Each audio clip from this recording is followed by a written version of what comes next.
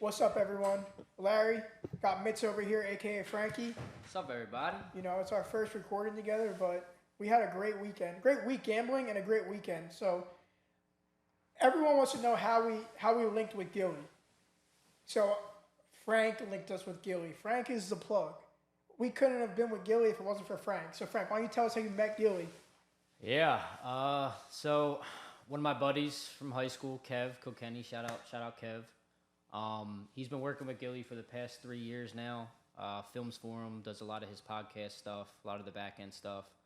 I live in Fishtown, so one Saturday I was just walking to like the corner pizza shop and I see this old classic car with $1 million worth of game on it, and I was like, this has to be Gillie. And I saw my buddy Kev in the car, and we just started chopping it up, and I was like, what are you guys getting into? And he's like, we're actually about to hit the casino to get the sports bets in. Tell him the truth. I don't want to butter and I was like, oh, really? So Kev was telling him that obviously I gamble a little bit, whatever, and I literally gave him 4 baseball plays, and all 4 of them hit, and that's when that relationship started. Frank's like, I'm like, Frank, what picks are you giving him, bro? Like, you're not good at baseball. Frank's like, dude, I gave him 2 of your plus money winners. Like, they hit. He was hyped. I'm like, oh, shit, for real? And then I'm like, Frank, what are you giving Gillie? Like, you're not asking me what you're giving him. And he's like, I'm just sending him winners, bro. I'm like, bro, let me know what you send him. So we started there, and now we group text our picks. He sends back some good picks, too.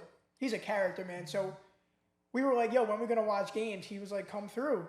Yeah. And we came through, and, like, we didn't really know what to expect because, like, we never met him in person. We just been texting, and he was the man. He was the homie.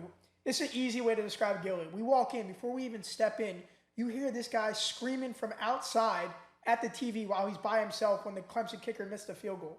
He's one of us, man. Yeah, he's one of us. Obviously, he likes to gamble, but he's just passionate about sports, right? Whether it's his Philly teams or obviously if you watch the stream, he's a huge Colorado fan because of Prime. It's a shame that wasn't a good game. Yeah, right? you know, we got into it a little bit, but yeah, we had a great time. But like, if the game was better, like, you know, how fun is it when you meet somebody and like you win bets together? Right. There's nothing like that. Creates like a lifetime of friendship. Like, yo, remember? It's like a bond that can't be broken. Like for me and Frank and our friend Mark, who's a mush. Mark's a mush. Shout out Mark Mango, though. Shout out Mark. We love you, Mark. But the 3 of us we were young, and we would go make like big teasers at the casino for cash. And one weekend, like, it was the first time we ever made one. We're about to hit, and Mark goes in the bathroom, and everything goes good when Mark goes in the bathroom. That's like, yo, you got to stay in the bathroom, bro. Like, you can't come out. We hit, like, a plus 5,500 teaser. Yep. Some crazy shit. Week 1, too. Week 1, and, like, we were still, like... We were hooked ever since. That was, like, early in our friendship, too, but we have that bond where, like, we're gambling buddies now, and we feel that way with Gil. He's our gambling buddy, but if we really had, like, a great game and it came down to the end... Right. Be unforgettable. He'd be hitting us up like, that was so fun. There's nothing like smacking a parlay with your boys, dude, right? Well, we did smack the parlay on the stream too, which was lit. We did, and that's the cool thing about Gillie, right? Like, you know what I mean? We'll give him plays or whatever, and they'll hit, and you could just see his excitement just through text, right? Like, he'll FaceTime us, you know what I mean? Like, let's go. Like, he's just a homie, man. So, shout out to Gillie. I mean, that was literally we met him 2 weeks ago, and he was nice enough to let us come on that stream. He's a homie.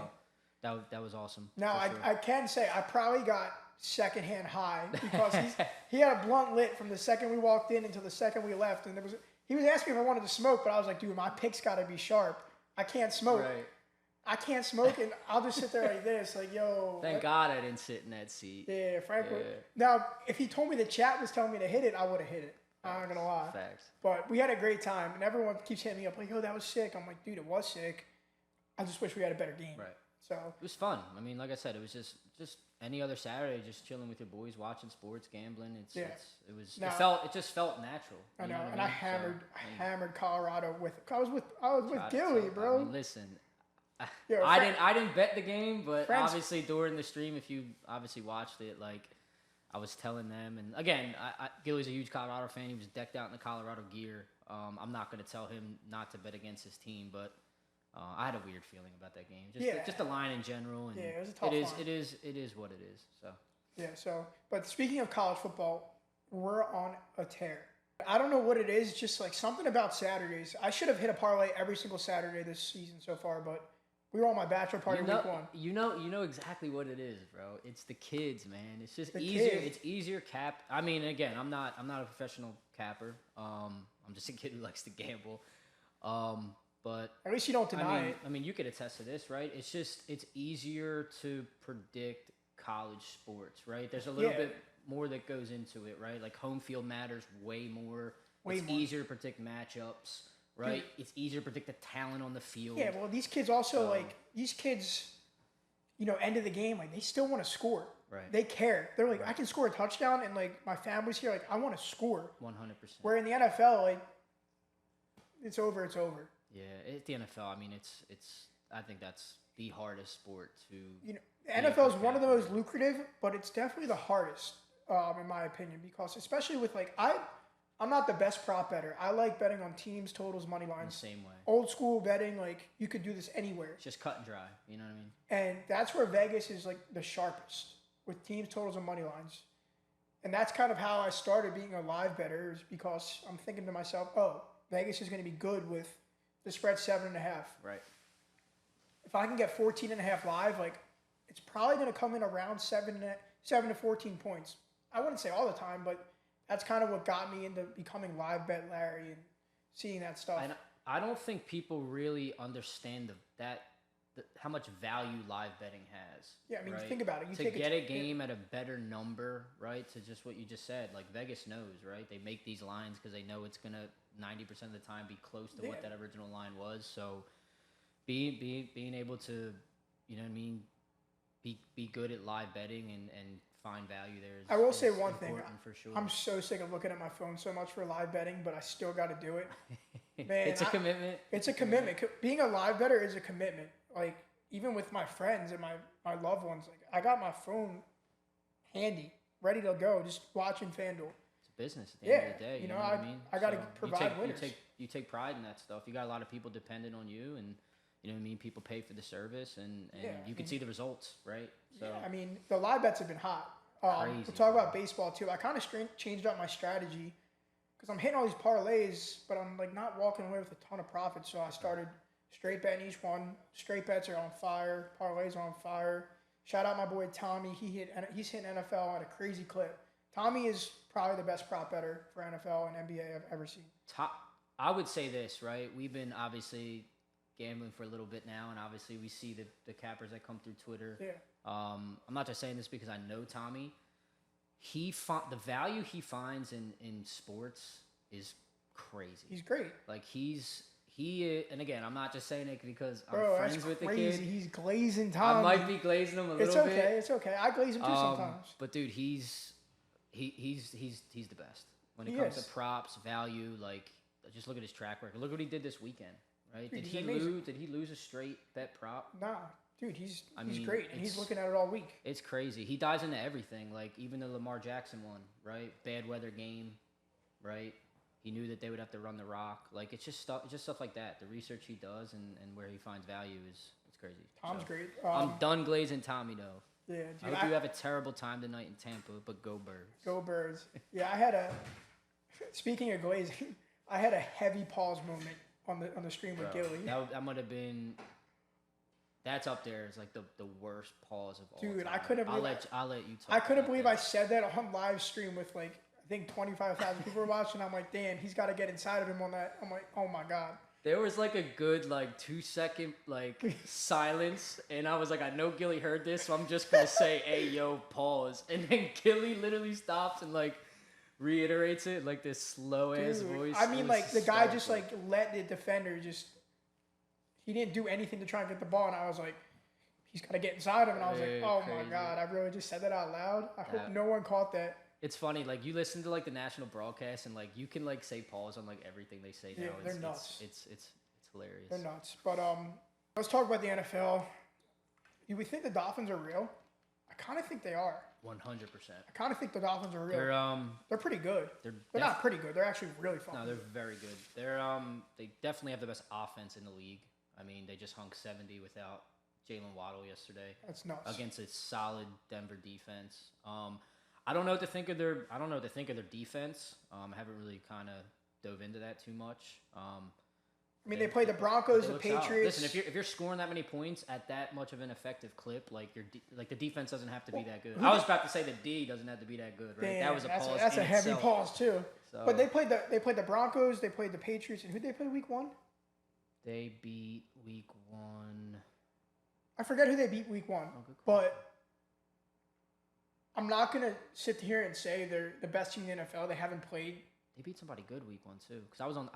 The Chargers. I was on the other side. The Chargers. Yep. They beat the Chargers in LA. Yep. The Chargers are good. They're a disaster. You know what kind of team the Chargers they're a disaster. Look at that game yesterday. Both their teams. You knew exactly how that game was going to end. The team was going to have the ball at the end of the game to win the game, and they were going to either not get it on 4th down or turn the ball over. Especially like you knew the total was 54.5, I think, and everyone was on the over because he was taking under. It's 28-24. They got the ball like the 10-yard line. Kirk Cousins classic pick. They had two chances. I know. Yeah, so it's like Brandon Staley, man. Like, how many lifelines does he have? So here's 2 takeaways from the NFL that I would say this past weekend. 1, Brandon Staley is going to get fired if he keeps this up. Win or lose, you're not going to win in the big picture coaching the style he does. And 2, I would never hand the ball to Najee Harris ever, unless he was at the 1-yard line. Yeah. Jaylen Warren is so much better than Najee Harris. Sorry, Pittsburgh fans, but you know they're trying to what they're trying to do in Pittsburgh, right? They're trying to get like that complementary backfield going. Dude, but Najee Harris, it's a shame. He just doesn't look athletic. He's just, right. He can't really move side to side that well. He's not that explosive. He can break tackles. He's a strong running back. We're probably gonna get a lot of hate from Steelers fans, but I mean, if you don't see it, I was a fan of Najee Harris. I'm not saying he's a terrible player. We're just saying Jaylen Warren's just more athletic, can do more on the field, can impact the game better, right? And I don't think that's not wrong to say. Yeah, no. There's a lot of Eagles players that I think probably shouldn't be on the field that I think other guys could be better than. But yeah, like dude, we'll always be honest and straightforward. It's been about 3 years of Quez Watkins, and like I think he has like 2 touchdowns in that span. Like, you know what I mean?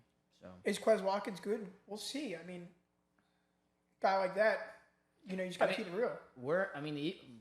The Eagles are in an interesting situation too, right? Like we have 3 solid running backs, right?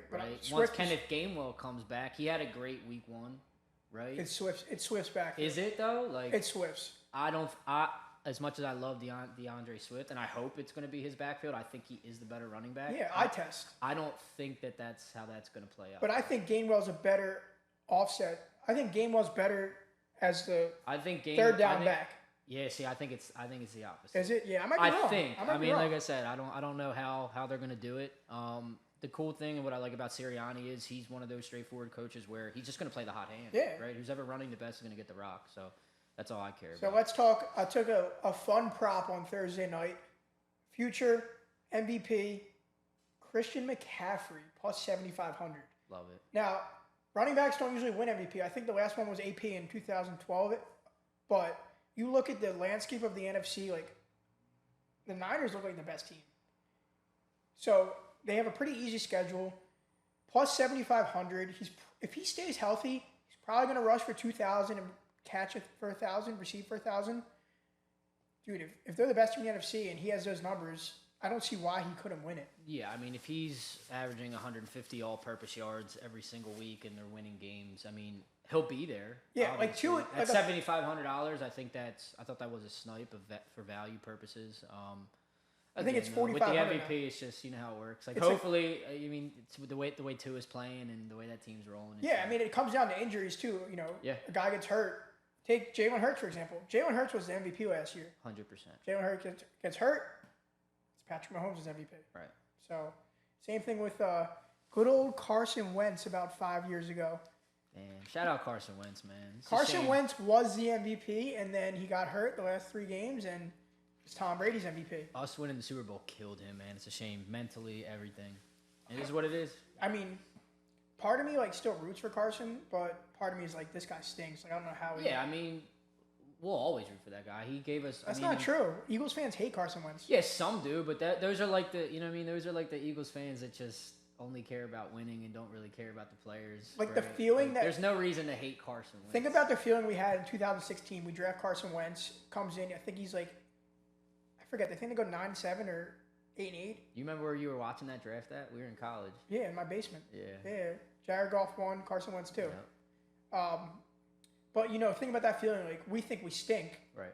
And then Carson comes in and like, oh, like, we kind of have some potential. And then the next year it's just, bam. He's rocking and rolling. Everyone. Torrey Smith, LeGarrette Blount, trade for Jay Ajayi. The offensive line's rocking. Carson Wentz is a beast. Nelson Aguilar is catching balls like, pause. But, Aguilar is kind of nice. Like, he's playing for Baltimore now, but. Listen, he's like another guy, right? He's just one of those dudes that he has crazy talent.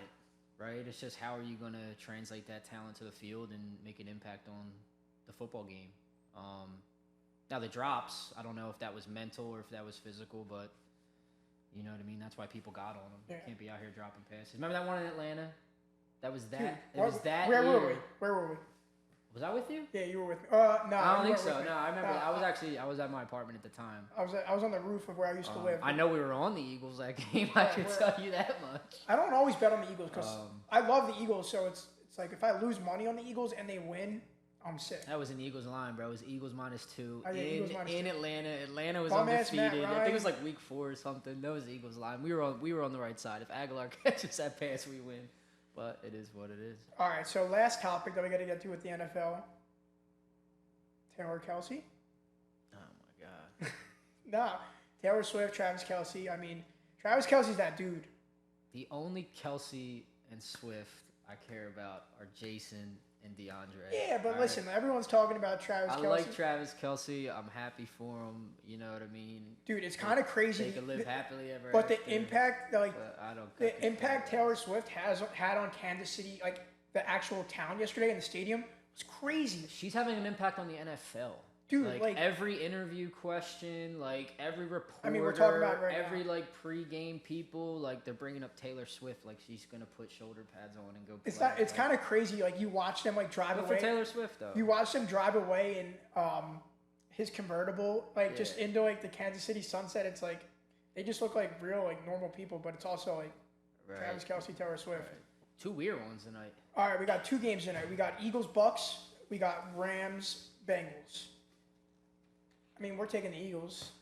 It's probably a Bucks line. First thing that comes to I thought that, but then I also was like, okay, Eagles going down to Tampa, right? Tampa's 2-0. They look like they're playing well, right? They won both games. They're 2-0. Yeah, they're 2-0. 2 close games. Well, they beat the Bears. Yeah, listen. Bears just got the fucking breaks. Again, I don't care who you play in the NFL. Look at it yesterday, right? How many upsets there were. The Cardinals beat the Cowboys. Dude, they're supposed to be the best team in the NFL, right? Any given Sunday, a team can win. I don't buy into any of that, right? I like you said. I mean, we're gamblers. We've done this. You just look at the line, right? Forget the teams. Like Eagles are going down to Tampa. They're -5 against a 2-0 team. Like I think that says a lot about the Eagles. Yeah, now I don't know personally if I'm gonna like. I do think it's a little weird. I don't know if I'll touch that, right? I think that's a game that you live bet, right? Try to find better value. I think it's a game for props, though. And I mean, what's the total? It's probably like 45. A sneaky guy I like to score is Zacchaeus. Yeah. He's got crazy value. Like, I'm not going to sit here and say I think he definitely scores, but, I mean, he's going to be on the field. He's plus 600, plus 2,800 for first. I mean, there's definitely value there. Like, dude, he balled for a couple of games last year. He's good. He's good. There's no ifs, ands, or buts about it. No Quez Watkins. He can play, right? If he's on, that's a sneaky on one. the field, he could impact. AJ Brown or Goddard probably find the end zone. That's what I was gonna say. Like, I don't want to like obviously say chalk, but I think AJ Brown at plus 140 definitely scores. Yeah, and he was mad last week. I mean, AJ Brown plus 140. Pissed. Goddard needs to get going. The Eagles' offense has looked atrocious. And speaking of that, both coordinators that the Eagles lost, they look like pretty good head coaches. Yeah. Shane Steichen's doing a great job in Indianapolis, and I hate Jonathan Gannon, but dude, why do you hate? So let me ask you this: Why I just think he's a prick. Nothing with his coaching wise, I just don't like him. Why though? I get bad vibes from him. Like just seeing videos of him like talk and like meet his players, like he's awkward. He's awkward. He's awkward. He might not be like a guy that can like get in front of a group of men and like energize them and get them ready. And you have to do that to be an NFL head coach. Yeah, but I mean, the hate that he got, it was unjustified. The Cardinals could easily be 3-0, and the Colts almost could too. And the Eagles look like dog shit on both sides of the ball, to be honest. Just keep it calling a spade a spade. Yeah, it's the NFL. We're missing those coordinators. Some teams figure out. That being said, I think the Eagles probably figure it out tonight on the offensive side of the ball. We Goddard to find the end zone, AJ Brown, and a long shot Zacchaeus because he's going to be on the field in the Quez Watkins role. And then we got Bengals, Rams. I mean, there's one thing. I mean, we just gotta wait, right? Like, is this kid gonna play? Like, I mean, I would assume Joe Burrow plays. They just signed AJ McCarron. Like, if I think Joe they signed Burrow AJ McCarron doesn't play, like, it's cut and dry for me, right? Like, taking like research and stuff out of it, I'm looking at that game and I'm like, if Joe Burrow plays, I'm betting the Bengals. If Joe Burrow doesn't play, I'm probably gonna bet the Rams. I think it's you know what the spread is? I think it's 2. It was 1 or 1.5 the last time I checked. Let me check the spread. Practically even. So let me check the spread real quick because I think the Bengals are a lot like what I've been saying about the Eagles. They haven't figured it out yet on the offensive side of the ball. So you don't want to miss that game when they do figure it out because you'll feel like an idiot. You could tell he's hurt and bothered by that. Yeah, I mean, watching the last 2 weeks, he can't move around that well. Yeah, and you'll look back at the end of the year if say they missed the playoffs, you'll look back at the end of the year and be like, they were doomed from the start. Yeah. Got hurt in training camp. Couldn't get a training camp. It happens. Happens all the time. Happens every year. Dude, I look at the Phillies in the same aspect. Like, the Phillies start slow because they had a short postseason. They're hurting spring training. Right. They're finally figuring it out towards the end of the year, but it took them a while, and they're in the wild card spot. They're such a fun team. Dude, they're great. They're such a We'll touch on that in a second. The spread tonight's Bengals -3. So that's telling me he's 100% good to go. You know what I hate though? Because it wasn't 3 yesterday. I hate betting against Matthew Stafford. He's a dog. Matthew Stafford is that guy. That's another thing. Everyone said that the Rams are going to come into this year and be bad, but with a quarterback like Matt Stafford, they'll never be bad. They'll always be in games. He's making what's his name? Puka Kua. Puka Kua. I mean, this guy's. I think he's a game time decision though too. Really? Yeah. 27 receptions over. Yeah, I mean, if he's out, it's probably like Van Jefferson or Tutu Atwell or someone random. Yeah. You look at a guy like Higbee. You know what? I like Higbee to score. It's about time Higbee scores too. It could be a Higbee Goddard parlay kind of night. I like that actually. Higbee Goddard. I love betting on tight end. I mean, Jamar Chase could snap too. I mean, he's due. Yeah. I got a lot of weapons on that team. Real quick, let's talk Phillies. Let's do it. Phillies are going to the World Series. I don't know, but pitching might hold them back. But listen, I mean, if I'm any team in the playoffs, obviously I'm scared of the Braves, but I'm most scared of the Phillies because the Phillies got talent 1 through 7. If they're hot, get out of their way. They have some of the best talent in baseball when they're all going. They don't have the pitching. It's the only thing. I agree. The bullpen is atrocious. It's the only thing that scares me. Craig Kimbrell had a flashback from the past, but he's come back to earth. I don't trust him in the 9th at all. Alvarado, I don't trust. Sir Anthony, I don't trust. So, I agree with most of that. Alvarado is the only one I trust. And this is the thing when it comes to back-end pitchers and closers, however you want to categorize them. Like, and it might be on how baseball is coached and managed, but look at a guy like Alvarado, especially the other day, like came in I think in the 7th, right? Mowed him down 1, 2, 3. Like 9 pitches. Why not? Why don't managers send that guy back out? Why can't he pitch another inning? It's a soft generation. It bothers me so much. Soft generation of coaching. I don't care about matchups and anything like that. Like if a dude has good stuff and he's on, like just let him go. Yeah, I mean it's the same. It goes for the same thing in terms of like bunting. I mean you got to sometimes manufacture runs if your team's not on, and you got a guy on second, no outs. You're playing the Braves. Bunt him over. Yeah. Get him over. I don't care if it's, I mean, after Bryce Harper. So if Bryce is hitting 4, everyone below Bryce Harper, throw the goddamn bunt down. I don't care. But they're not going to do that because that's not how baseball's played today. But manufacturing runs in the postseason in meaningful games. Like you'll probably see it more in the playoffs. Yeah. Because you got guys like for the Phillies, you got guys like Marsh, Sosa, Stott. Yeah. They can get the. I'd bunt Sosa every time. Dude, Sosa wouldn't swing on my team. If there's a guy on base, he would not swing. He would not swing. Seriously. Go for a walk. Sosa's an automatic out. Now, last year, Sosa had a huge hit to, beat the Cardinals, which was electric. But this year, you're on my team. You're not swinging. Sorry. That goes for a couple other guys that Phillies have. Actually, Rojas has been good too, and Pache, they've been good. Sosa, you're not swinging. No, Rojas, who I was talking about. Oh, I'm talking about Sosa. Rojas, I need Rojas on base. Right. He's tough. Yeah, but I'm butting him every time. I don't care about him. He can swing. Way faster than Sosa. No, I'm butting Sosa just if there's a guy on base, he's not swinging. Oh, yeah, okay, yeah. He stinks. Yeah. But I like Pache too. love playoff baseball. We're Great approaching battle that match. time. I had a crazy run in playoff baseball last year. I bred Bryce Harper 2 bases every game. Probably went up like 25 units in the playoffs last year. It was a nice run. Betting changes when the playoff comes. 100%. You know, you got to factor in everything. You got to factor in the pitching, the bullpen. Starters they could only go 4 innings. If they don't look great, but they haven't given up a run, you're coming out. Right. Everything goes into betting baseball in October. So I'm very excited. I have a future bet on the Phillies to win the World Series and the Eagles to win the World Series, plus 17,000. I got 200 on it. It pays out about 35,000. It's a fun bet. Fun bet. Both my teams. Now I think the Eagles have a better shot than the Phillies, but For sure. if the Phillies get there, you never know. Yeah. 200. Baseball's one of those sports. If I told you right now, here's $200, pays back 35,000 on the Phillies and the Eagles to win the Super Bowl. Who says no? Phillies to win the World Series, Eagles win the Super Bowl. If you put 200 on now, it brings back about 18. So I got great value. Yeah, I mean, like I said, it's the value on that's crazy. It's a team that, you know what I mean, they're going to go into this postseason with that experience, right? They're not going to be shy of any moment.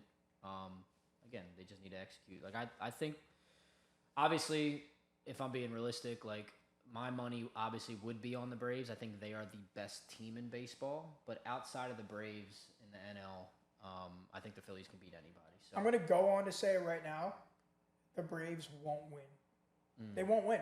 I don't know why or how, but I swear to God, the best team that dominates all regular season, I feel like they just don't win. Yeah, it happens a lot. Yeah, because like look at the Braves last year. They were great. I'm just going off of like just top to bottom lineup. They're an all-star team. They're an all-star team. They're an all-star team. But right? if their pitching slacks at all, they could easily lose. Just like they lost to the Phillies last year. Yeah, again, it's baseball. It's one of those sports that, you know what I mean, put the ball in play. And I hope the Orioles make a run. So do I. They're great. They're fun. They're young. Our lifetime at least, like, you know what I mean. They've always been a bottom of the. They had one great year with like Adam Jones. Yeah. Who else did they have? Adam Jones, Machado, Chris Davis. I knew you were gonna say Chris. Yeah, Chris Davis. Who worst else? contract ever, I think. Yeah, worst contract. I forget who else they had. We randomly know like random player, like all these. Yeah, Machado was stuck there for years too. Yeah. But that's it. That's gonna wrap it up for the first episode of Larry and Mitz. Hi, I'm Mitz. Mitz is the best. Mitz, he's my guy. I could just kind of. We won't dive into how I got the nickname, but shout out to college buddies. Mitz got a great nickname. I got a few nicknames, but we'll stick with that. The most important thing is his nickname's not Mush. You're a mush. Yeah. You can't bet with us or run around with us. So Correct. No mush. That's a wrap. Let's go Eagles.